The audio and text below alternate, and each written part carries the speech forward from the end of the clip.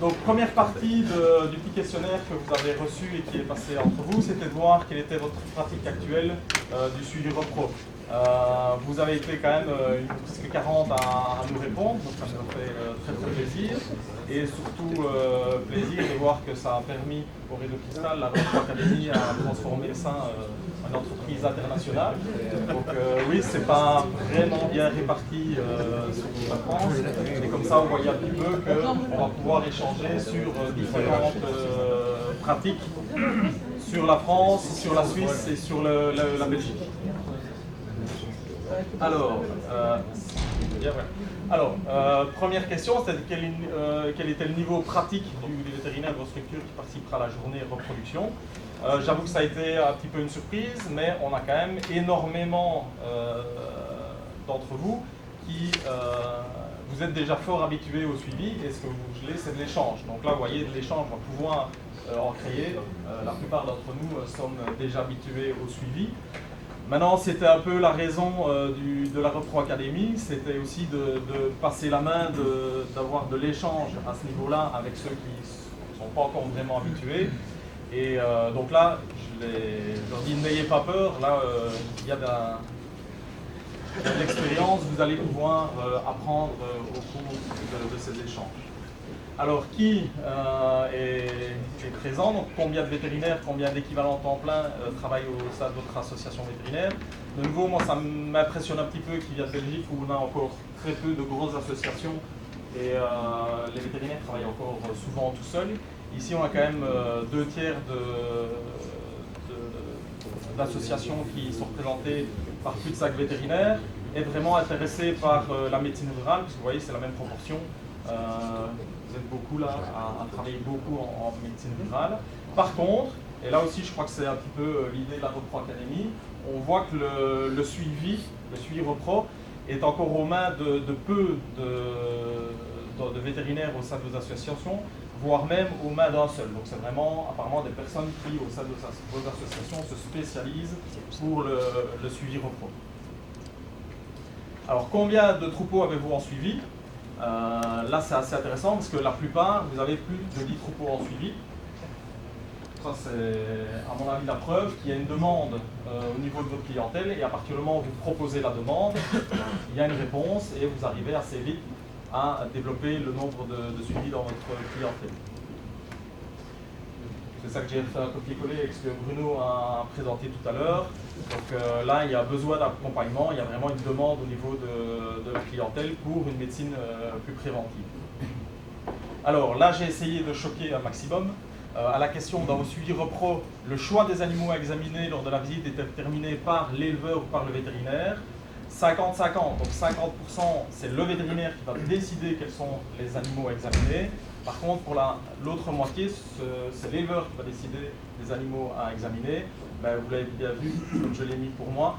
Là, si vous laissez le suivi repro, le choix des animaux, le choix des examens à faire aux mains de l'éleveur, pour moi, c'est un travail qui peut être un travail de technicien. Ce n'est pas du travail vétérinaire. C'est là que vous allez amener quelque chose de plus. Alors je vous rassure, hein, nous on le fait aussi. C'est vrai qu'on a des éleveurs qui préfèrent choisir eux-mêmes et on ne va pas se battre avec eux. L'idée c'est quand même de faire du suivi repro. Mais je crois que c'est là qu'on peut amener quelque chose. Et dire faire du suivi repro, c'est ce que le professeur Hansen nous appelait, nous disait, ça c'est pas du suivi repro, c'est du tourisme rectal. C'est juste faire du plat et du plein. Faire vraiment du suivi repro, c'est vraiment prendre en charge la fécondité du troupeau du cheptel, et c'est vraiment la demande de l'éleveur. Ça, c'est une confidence que plusieurs clients m'avaient fait, et c'est d'ailleurs comme ça qu'ils arrivaient parfois à persuader d'autres éleveurs de démarrer un suivi, donc vraiment faire du bouche à oreille. C'est des éleveurs qui disaient, quand tu arrives le matin pour la visite, je ne sais même pas quelle vache tu vas examiner, donc ils se rendaient compte que c'est vraiment nous qui prenions cette partie en main, et ils pouvaient se décharger de ça. C'est vraiment un souci en moins pour l'éleveur et la certitude qui peut se reposer sur nous pour ne pas oublier quelques vaches et vraiment prendre en charge tout le troupeau. Même chose pour la fréquence des visites. Là, on voit quand même la majorité, c'est vous qui décidez à quelle fréquence vous voulez revenir dans l'exploitation. Même chose, hein, c'est la même remarque. Moi, les éleveurs me disent, Nous, on ne quitte jamais la ferme sans avoir reprogrammé la prochaine visite. Et les éleveurs me disent, au moins comme ça, on est obligé une fois par mois de se remettre à jour et on sait qu'il va nous remettre à jour sur le statut de chaque vache. Parce que sinon, du boulot, ils en ont tous les jours et il y a toujours une bonne excuse pour reporter la visite et oublier de retéléphoner au vétérinaire. Et donc les visites s'espacent et vous perdez le gain amené par un suivi repro régulier. Et pour avoir du résultat, je crois que Vincent va en parler plus que ce qu'il en faut l'après-midi, il faut des visites régulières.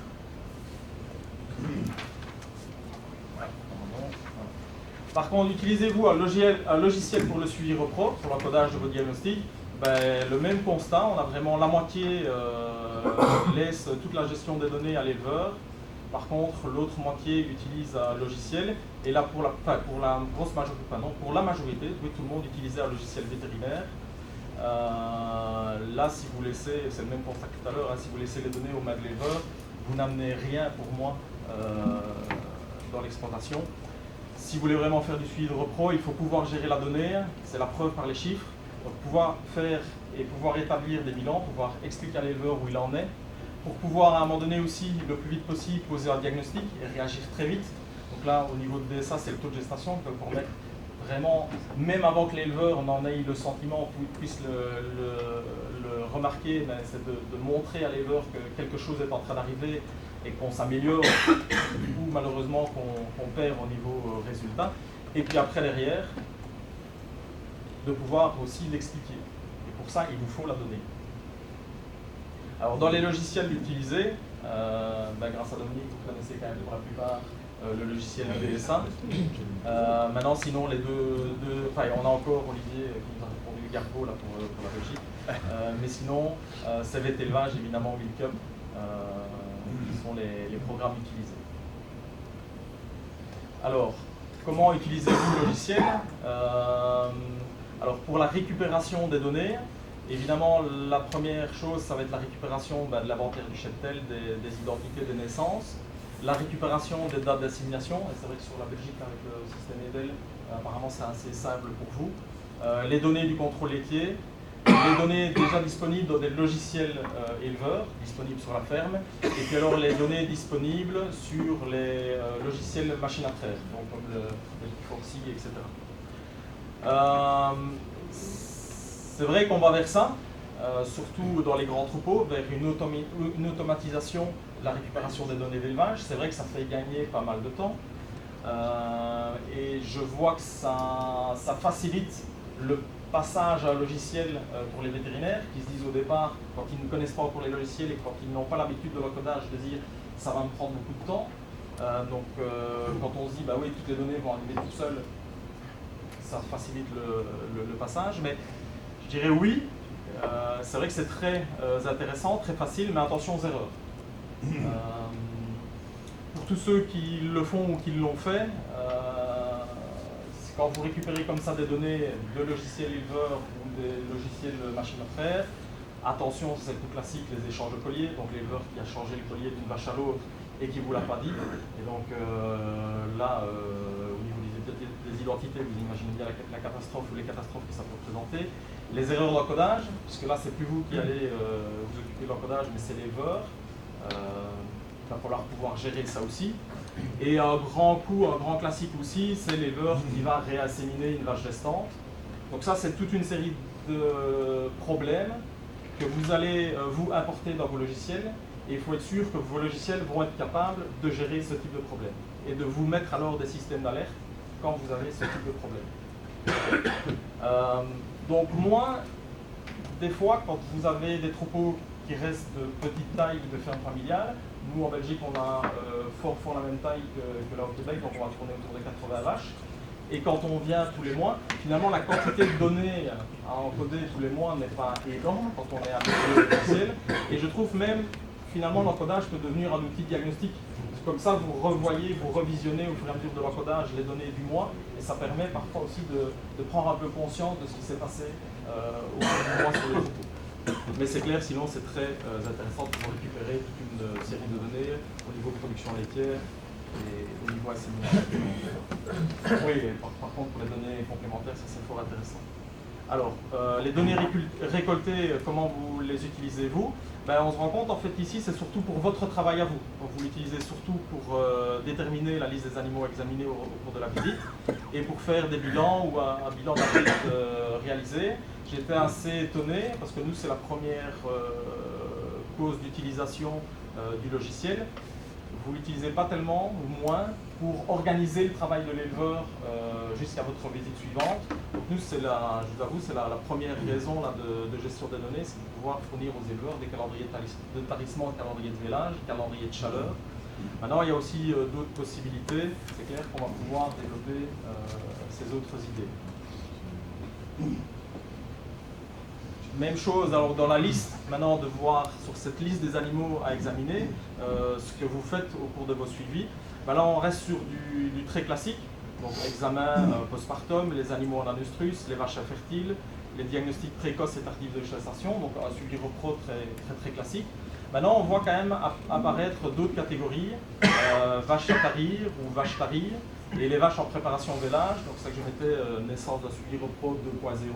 Donc on voit quand même tout doucement, le point de départ c'est la repro, mais de nouveau, pour répondre aux problèmes de l'élevage ou par rapport aux demandes de l'éleveur, on voit qu'il y a moyen tout doucement d'imaginer d'autres catégories d'animaux, d'autres catégories d'examens. De nouveau, ce sera la nécessité d'avoir un programme qui vous permet de moduler votre liste des animaux examinés troupeau par troupeau et de pouvoir répondre aux demandes de l'éleveur. Et justement, ben là c'était la dernière question que je vais vous présenter, ben, c'était dans votre offre d'encadrement, la reproduction évidemment, la santé mammaire, l'alimentation, la croissance des génisses, le parage. Donc là, on comprend vite quelles sont les demandes de nos éleveurs aujourd'hui. Je crois que le parage va devenir de plus en plus important, hein. C'est un gros souci dans nos élevages aujourd'hui. Ici, il y avait un peu redondance entre alimentation et conseil au niveau de la production. Mais bon, on voit un petit peu quelles sont les demandes. De nouveau, j'avais fait un copier avec les remarques de Bruno. Il y a de la demande pour une médecine préventive et pour le suivi à ce niveau-là.